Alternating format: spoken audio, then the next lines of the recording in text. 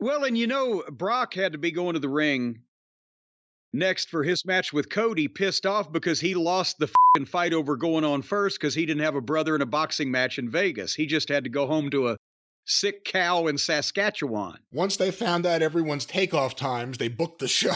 Yeah. I've never seen people getting because they said it again. Yeah, Brock Lesnar held up, Cody's arm and left the building and flew back home. These people are not going to stay to change clothes. They want to get the out of there. So it was Cody versus Brock. And obviously we know the backstory and we've talked about it. And we had not necessarily predicted or surmised, but just said, Cody needs to fucking beat him 1, 2, 3 here, or we don't know what the fuck's going to go on. So, and normally, recently, especially with other opponents besides Cody, it's been with Brock the 8-minute match where everybody just hits everybody with 14 German suplexes and then somebody gets F5 5 times or whatever. But this was allowed more time because Cody is such a good selling baby face. You feel like he's in pain. He looks like he's disoriented. He looks pitiful, as Aunt Lola used to say. Just pitiful. A modern version of his dad. Yes. Who even Dusty's frame didn't project fragility, but the way that he sold, he was in pain, he was hurt, he was, fighting for his life. And that's the thing. Again, they started out, but they didn't go 100 miles an hour. And Cody would fight back from underneath or hit a dive or whatever, but then Brock would take back over. And Brock is a tremendous heel. He's dominant and he's powerful and he's aggressive and he's fearsome. And Cody was selling like Ricky Morton. And so you got a baby face in jeopardy against a dominant monster that suplexed him all over the place, but he keeps getting up and won't quit. And Brock is screaming, save yourself. It's only going to get worse. And Cody would keep crawling back. And, it's no secret as we'll go through this, you'll figure it out. This was my pick for best match of the night because think about everything that this match had that none of the other matches had. This was a one-on-one match.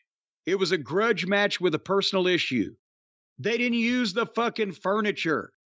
They kept the floor to a minimum. They did use the furniture in terms of getting F5'd on the desk, but there wasn't furniture in the ring. They kept the floor to a minimum. They were serious about what they were doing. There wasn't ridiculous cooperation involved. It checks all the boxes of, they didn't need juice because there was already aggression and violence. So it was an actual wrestling match as opposed to we're going to use every piece of furniture in a goddamn, furniture liquidator's warehouse, or we're going to ignore every rule, or it's a 3-way, or it's fucking some kind of goddamn gimmick fucking clusterfuck. Were you surprised there was no blood? Well, no, not really. I don't automatically think, well, with Brock and Cody, there's going to be juice. Maybe as a byproduct of the physicality, but it didn't really need it with what they did. So I wasn't surprised that there wasn't any, and I didn't miss it once I saw what they did. And, when Brock would take Cody out and F5 him on the floor, boom, but tell him stay down, and he'd get back in the ring, and Cody would beat the count just barely. And so he did it again with the F5 on the announce desk and smashed that thing. But Cody, just at 9.5, he got back in. And the fans start chanting, Cody, Cody. And they did the deal where the buckle pad got ripped off when Brock had Germaned him and Cody took the pad with him. Cody did use the stairs when he hit him with them once. Is it no DQ or were they just letting them play? I don't know, but that's the only thing I saw where they really might have buried the referee badly. It was tribal council rules. Well, no, we'll get to that. I'm sorry to say. And then Cody makes comeback, gets a couple Cody cutters, gets a 2 count. He's still in the ball game.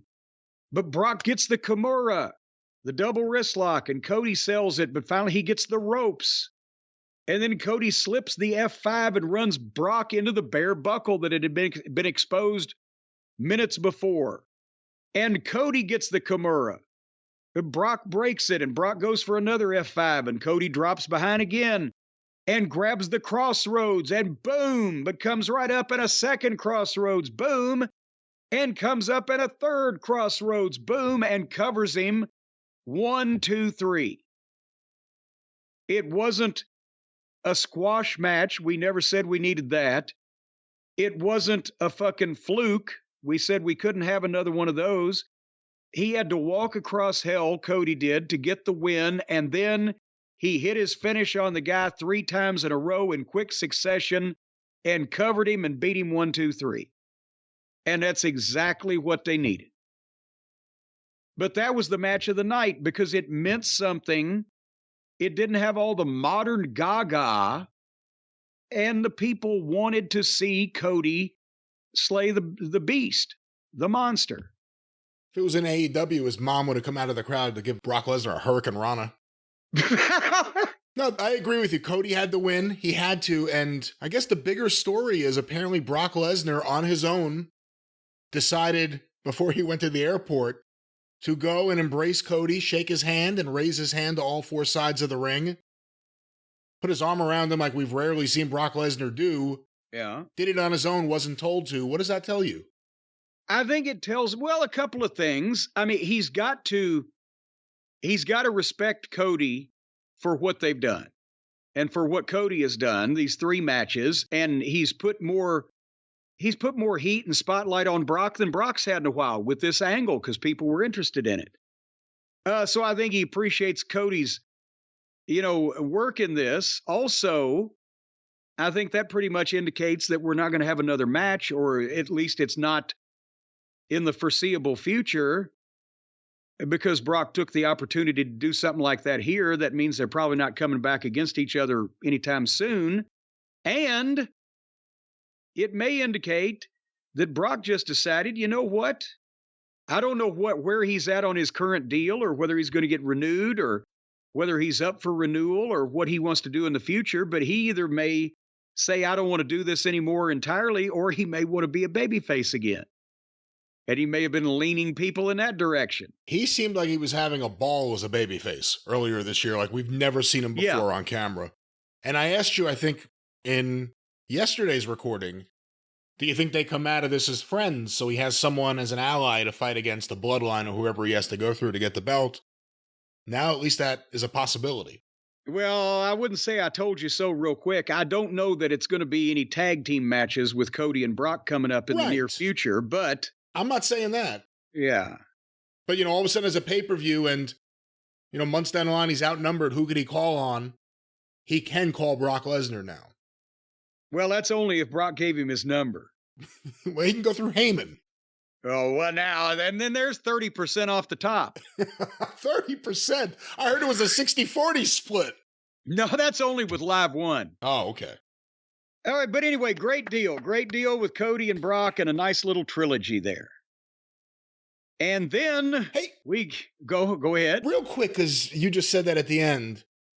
Whether it's the FTR, Juice Robinson, Jay White matches, or now FTR and the Young Bucks, and now this. What do you think about the general idea that it seems everything now, every feud is a trilogy? Every feud is a 3-match series?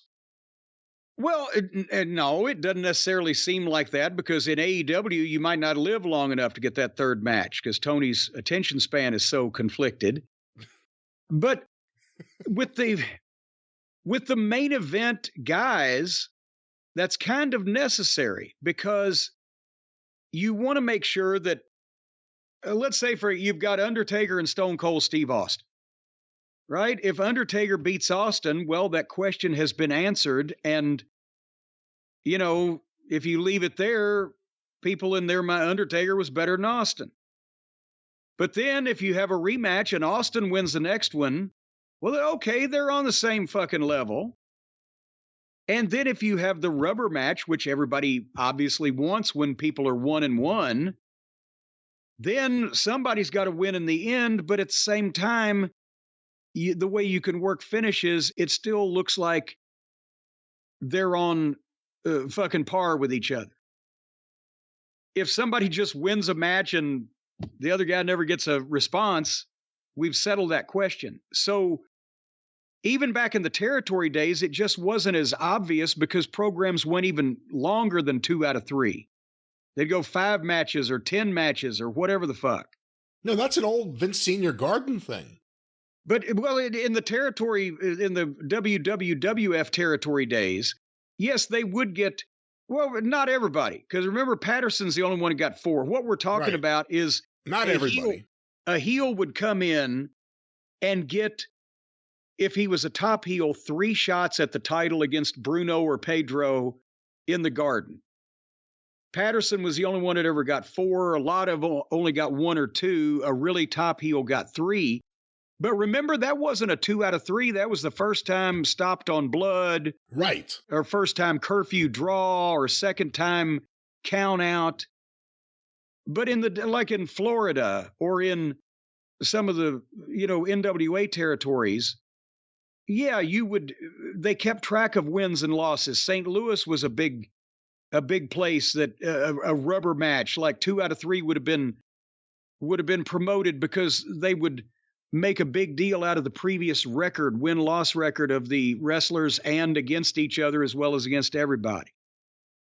But point is, it doesn't always have to be 2 out of 3, but a lot of times to get the main event guy to agree to do a job, he has to know that he's getting his win back in the future.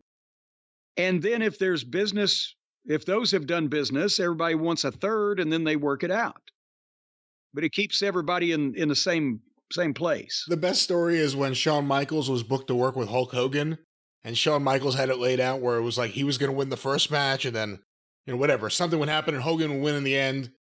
And Hogan, because who's a better manipulator than Shawn Michaels? Only Hulk Hogan. Hogan's like, how about this? I beat you in the first match, I beat you in the second match, and then I beat you again in the third match. And that's why Shawn Michaels had a little hissy fit in the ring and did all those ridiculous bumps. But it was it was an unconventional way to approach the angle. I'll just win everything. Anyway. That's Hulkamania. That's the power of Hulkamania.